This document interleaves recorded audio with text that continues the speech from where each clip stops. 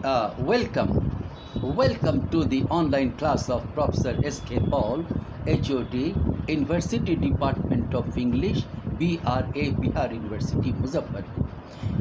Good afternoon, dear students of PhD coursework. Today I am going to deliver my lecture on Marxism in literary criticism. So, this is on Marxist literature. Karl Marx, born in 1818 and died in the year 1883, was primarily a theorist and historian, less the evil pinko commie demon that McCarthyism fretted about.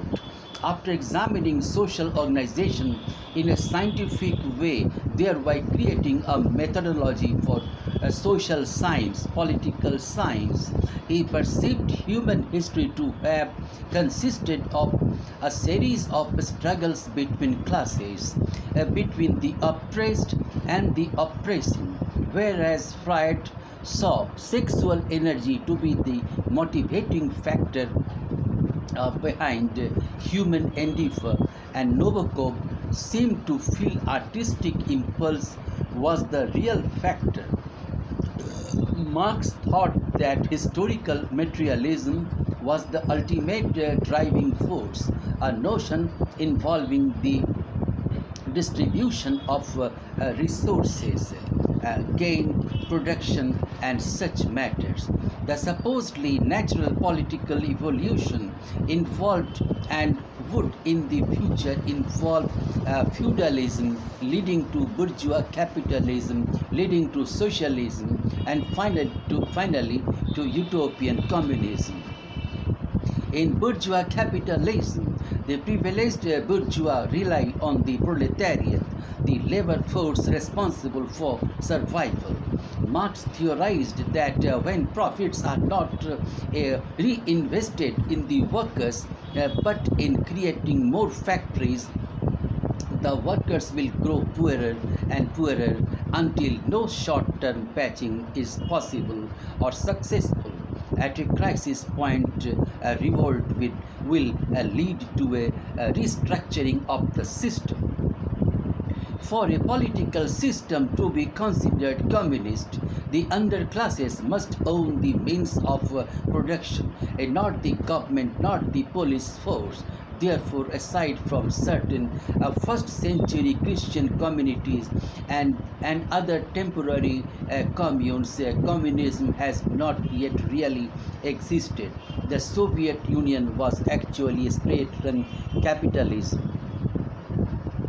Marx is known also for saying that religion is the opiate of the people, so he was somewhat aware of the problem that Lenin later dwelt on. Lenin was convinced that workers remain largely unaware of their own oppression since they are convinced by the state to be selfless. One might point to many opiates of the people under most political systems, diversions that prevent real consideration of trying to change unjust economic conditions. Marxist criticism. According to Marxists and to other scholars, in fact, literature reflects those social institutions out of which it emerges and is itself a social institution with a particular ideological function. Literature reflects the class struggle and materialism. Think how often the quest for wealth traditionally defines characters. So, Marxists generally view literature not as works created in accordance with timeless artistic criteria, but as products of the economic and ideological determinants specified to that era. Literature reflects an author's own class or analysis of class relations, however piercing or shallow that analysis may be. The Marxist critic simply a careful reader or reviewer who keeps in mind issues of power and money and any of the following kinds of questions. What role does class play in the work? What is the author's analysis of class relations? How do characters overcome oppression? In what ways does the work serve as propaganda for the status quo, or does it try to undermine it?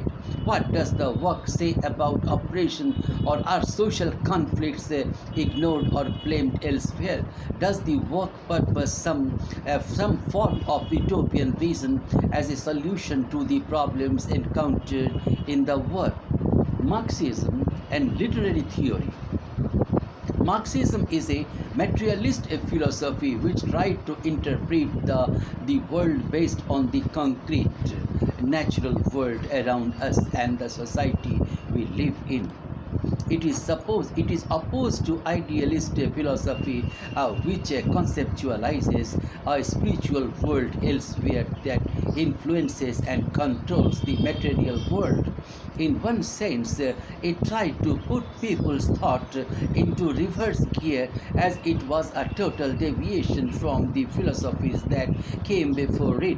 Karl Marx himself has commented on this revolutionary nature of Marxism. The philosophers have only interpreted the world in various ways. The point is to change it.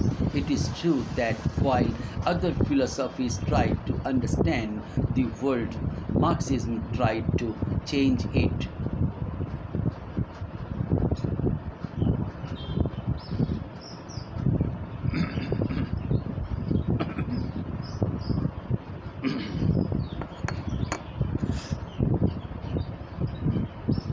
Classical Marxism, basic principles of classical Marxism.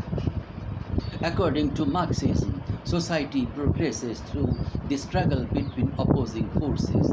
It is this struggle between opposing classes that result in social transformation. History progresses through this class struggle. A class struggle originates out of the exploitation of one class by another throughout history. During the feudal period, the tension was between the feudal lords and the peasants. And in the industrial age, the struggle was between the capitalist class, the bourgeois, and the industrial working class, the proletariat. Classes have common interests. In a capitalist system, the proletariat is always in conflict with the capitalist class. This confrontation, according to Marx, will finally result in replacing the system by socialism. Another important concept used by Marx was the dialectic, which was originally developed by the 18th century German philosopher Hegel. Hegel was an idealist philosopher who used this term to refer to the process of emergence of new ideas through the confrontation of opposing ideas. He believed that the world is governed. The world is governed by thought, and material existence is the expression of an immaterial spiritual essence. But Marx used the same concept to interpret the progress of the material world. According to him, Hegel put the world upside down by giving primacy to ideas, whereas Marx's attempt was to reverse it. So, Marx's dialectic is known as the dialectical materialism. Marx argued that all mental ideological systems are products of real social and economic existence. For example, the legal system reflects the interests of the dominant class in particular historical periods rather than the manifestation of divine reason. Marxist dialectic can be understood as the science of the general and abstract laws of development of nature, society, and thoughts. It considers the universe as an integral whole in which things are independent rather than a mixture of things isolated from each other. All things contain within themselves internal dialectical contradictions which are the primary cause of motion, change, and development in the world. Dialectical materialism was an effective tool in the hands of Marxists in revealing the secrets behind the social processes and their future course of development. One of the fundamental concepts of classical Marxist thought is the concept of base and superstructure, which refers to the relationship between the material means of production and the cultural world of art and ideas. It is essentially a symbolic concept which employed the structure of building to explain the relationship. The foundation or the base stands for the socio-economic relations and the mode of production, and the superstructure stands for art, law, politics, religion, and above all ideology. Broadly speaking, it refers to the idea that a culture is governed by historical conditions and the relations of dominance and subordination prevalent in a particular society. Morality, religion, art, and philosophy are seen as echoes of real life processes. In Marx's own words, they are phantoms formed in the brains of men. From this point of view, all cultural products are directly related to the economic base in a given society. Take the case of the novels of Mulk Raj Anand, which addresses the life of the untouchable schoolies and ordinary workers struggling for their rights and self-esteem. It is true that they can be traced back to the class conflict prevalent in the Indian society. M.T. Vasudevan Nair, a noted Malayalam novelist, wrote about the breaking up of the feudal Tharavards in Kerala, but in the final analysis, his stories reveal the filtering of the bourgeois modernity in Kerala society and how it enters into conflictual relationship with the values of feudalism. Thus, traces of this connection can be identified in various forms of cultural production. Socialist realism.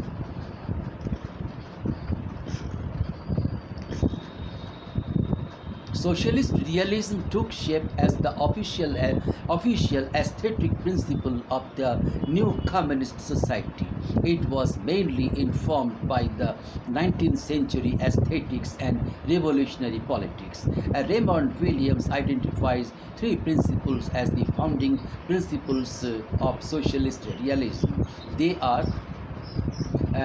paternost or commitment to the working class cause of the party, narodnost of popularity, and klasovost or writer's commitment to the class interests. The idea of paternost is based on Vladimir Lenin's essay, Party Organization and Party Literature, published in 1905, which reiterates the commitment of the writer to the aim of the party to liberate the working class from exploitation. Narodnost refers to the popular simplicity of the work of art. Marx in Paris manuscripts refers to the alienation that originates out of the separation of the mental and manual in the capitalist society. Earlier, under feudalism, the workers engaged in cottage industries produced various items on their own, all activities related to the production happening at the same place under the supervision of the same people. But under capitalism, the workers lost control over their products. They were engaged in the production of various parts and were alienated from their own work. So only folk art survived as people's art. The concept Narodnost reiterates the quality of popular art, which is accessible to the masses and wanted to restore their lost wholeness of being.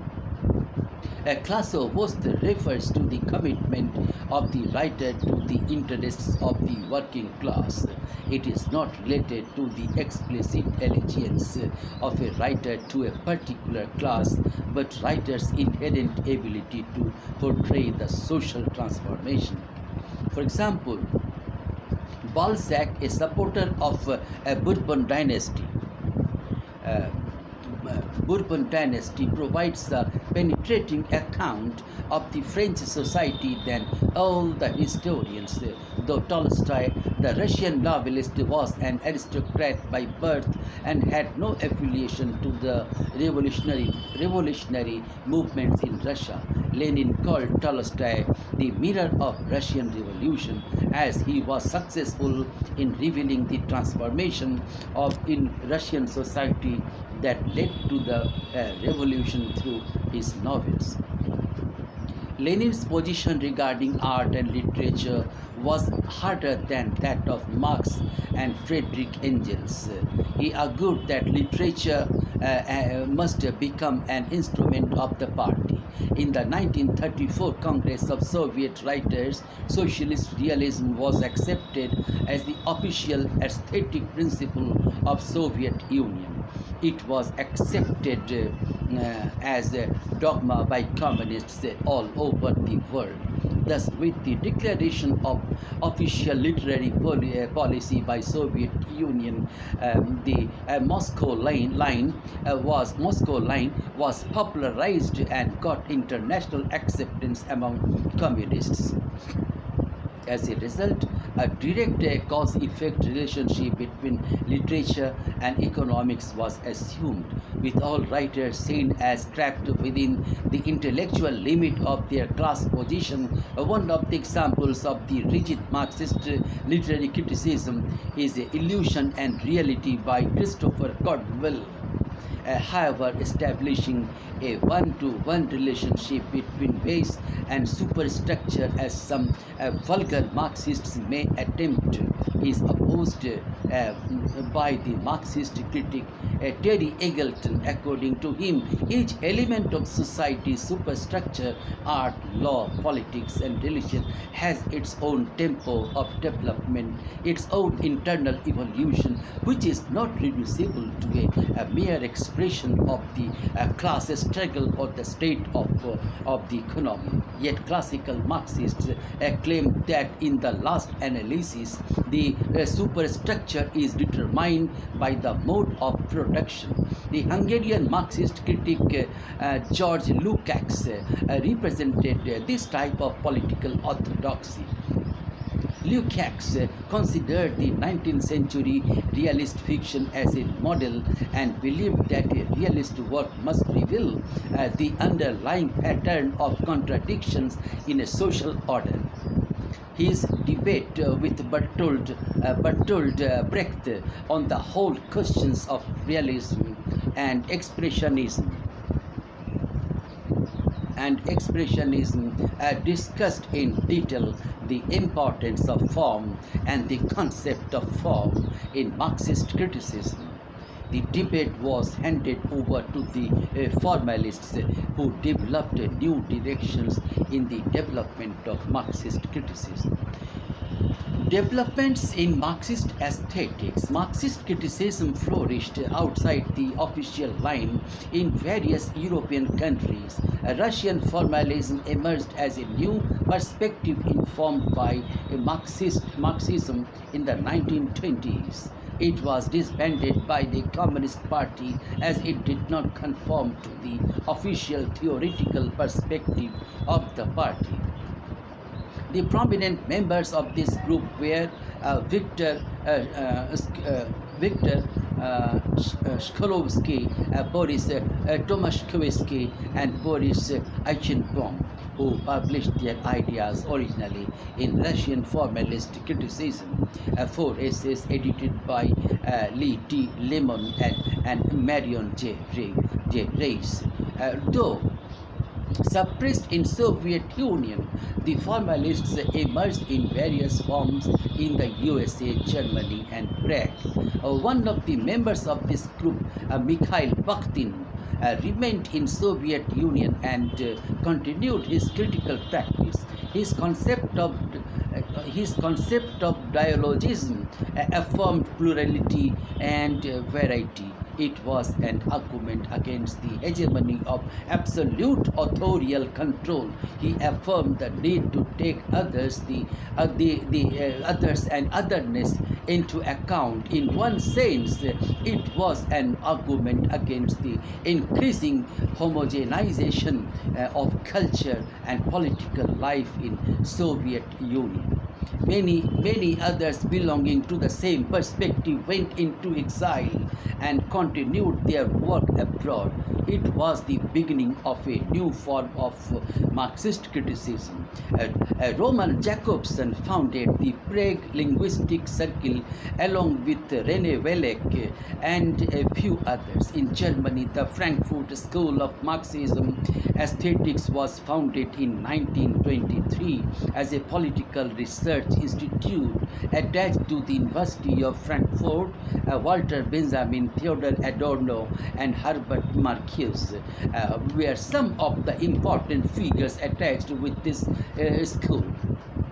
They tried to combine aspects of formalism with the theories of Marx and Freud. They produced for the first time studies on mass culture and communication and their role in social reproduction and domination. The Frankfurt School also generated one of the first models of critical cultural studies that analyzes the processes of cultural protection and political economy, the politics and cultural texts and audience reception and use of cultural artifacts. Marxist scholars like Walter Benjamin and Bertolt Brecht considered art as a social production. Walter Benjamin's essay, The Author as Producer, 1934, addresses the question, what is the literary work's position within the relations of production of its time? Benjamin tries to argue that artistic production depends upon certain techniques of production which are part of the productive forces of art, like the publishing, theatrical presentation, and so on. A revolutionary artist should not uncritically accept the existing forces of artistic production, but should develop revolutionize those forces. It helps in the creation of new social relations between artist and audience. In this process, authors, readers, and spectators become collaborators. The experimental theater developed by Brecht is a realization of Benjamin's concept. Bertolt Brecht, a close friend of Benjamin, developed the concept of epic theater, which dismantled the traditional naturalistic theater and produced a new kind of theater, altering the functional relations between stage and audience, text and producer and actor. A bourgeois theater is based on illusionism. The audience is the passive consumer. The play does not stimulate them to think constructively. According to Brecht, this is based on the assumption that the world is fixed, given, and unchangeable, and the duty of art is to provide escapist entertainment. Brecht's famous contribution is Alienation Effect. The technique is to alienate the spectators from the performance and to prevent them from emotionally identifying with the play. It presents the familiar experience in unfamiliar light, forcing the audience to question the attitudes which was considered to be natural and unchanging. He employed techniques like back projection, song choreography, cutting and disrupting the action rather than blending it smoothly. The French Marxist thinker Louis Althusser further developed the Marxist approach through the introduction of various concepts like overdetermination, ideology, etc. Overdetermination refers to an effect which arises from various causes rather than from a single factor. This concept undercuts simplistic notions of one-to-one correspondence between base and superstructure. Ideology is another term modified by Althusser. According to him, ideology is a system of representation endowed with an existence and an historical role at the heart of a given society. It obscures social reality by naturalizing beliefs and by promoting values and support it. It obscures social reality by naturalizing beliefs and by promoting values and support it. The civil society spreads ideology through the law, textbooks, religious rituals, and norms so that the people imbibe them even without their knowledge. Ideology is instituted by the state through two apparatuses, repressive state apparatus RSA and ideological state apparatuses ISA. The RSA includes law courts, prison, police, army, etc. and the ISA include political parties, schools, media, churches, family, art, etc. Althusser imported structuralism to Marxism. In his view, society is a structural whole which consists of relatively autonomous levels, legal, political, and cultural, whose mode of articulation is only determined by the economic. The founder of Italian Communist Party, Antonio Gramsci, was a politician, political theorist, linguist, and philosopher. Known as an original thinker among Marxist scholars, Gramsci introduced the concepts like hegemony and the subaltern. Hegemony is the domination of particular section of the society by the powerful classes. Most often it works through consent rather than by power. It is the moral and intellectual leadership of the upper class in a particular society. The term subaltern was originally used by Gramsci as a collective description for a society of different and exploited groups who lack class consciousness.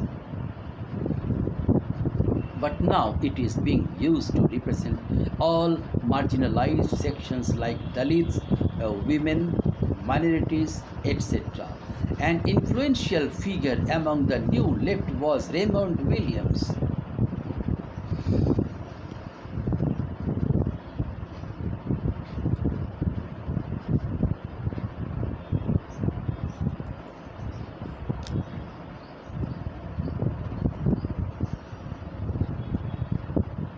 His writings on politics, culture, the mass media and literature are a significant contribution to the Marxist critique of culture and the arts. Williams was interested in the relationship between language, literature and society. He coined the critical method, cultural materialism, which has four characteristics: historical context, theoretical method, political commitment, and textual analysis.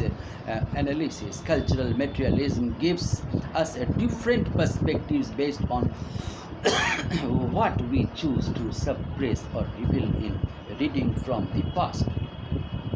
Cultural materialism argues that culture is a constitutive social progress which actively creates different ways of life. Similarly, creation of meaning is viewed as a practical material activity which cannot be consigned to a secondary level. Another important concept in Williams' thought is the structures of feeling. They are values that are changing and being formed as we live and react to the material world around us. They subject to change. Williams contributed much for the development of Marxist aesthetics through his studies on culture. His most important works include The Country and the City, published in 1973, in which chapters about literature alternate with chapters on social history. His tightly written Marxism and Literature, published in 1977, is mainly for specialists, but it also sets out his own approach to cultural studies, which he called cultural materialism. Frederick Jameson, an American Marxist intellectual, focused on critical theory and was influenced by Kenneth Burke, Georgy Lukács, Ernst Bloch, Theodor Adorno, Frankfurt School, Louis Althusser, and Sartre. He viewed cultural criticism as an integral feature of Marxist theory. This position represented a break with more orthodox Marxism, which held a narrow view of historical materialism. In some ways, Jameson has been concerned, along with the other Marxist cultural critics such as Terry Eagleton, to articulate Marxism's relevance in respect to current philosophical and literary trends. In 1969, Jameson co-founded the Marxist Literary Group with a number of his graduate students at the University of California. These major works include Marxism and Form, 20th Century Dialectical Theories of Literature, and The Prison House of Language, a critical account of structuralism and Russian formalism. 1972. History came to play an increasingly central role in Jameson's interpretation of both the reading, consumption, and writing production of literary texts. Jameson marked his full-fledged commitment to Hegelian Marxist philosophy with the publication of The Political Unconscious, a narrative as a social symbolic act, 1981, the opening slogan of which is always historicized. Apart from Jameson, contemporary Marxist critics like Terry Eagleton, professor of English literature at the University of Lancaster, England, and Ayaz Ahmed, a well-known Marxist thinker and political commentator from India, have significant contributions in the field of Marxist theory and aesthetics. Ayaz Ahmed's famous work in Theory, Classes, Nations, Literatures, published in 1992, contained a Marxist analysis of the concepts like the Third World Literature and Orientalism. Eagleton, on the other hand, published more than 40 books, which include Literary Theory and Introduction, published in 1983. The Ideology of the Aesthetic, published in 1990, and The Illusions of Postmodernism, published in 1996. Marxist thought have undergone huge transformation over the years, befitting to the claim of Marx that change is the only unchanging phenomena in this world. It has been the backbone of almost all modern theories of culture and criticism. It may be a paradox that while Marxist practices have received setbacks in recent years, Marxist theory has been widely accepted all over the world. Dear students, I have completed my lecture today. Thus, this class is over. Thank you.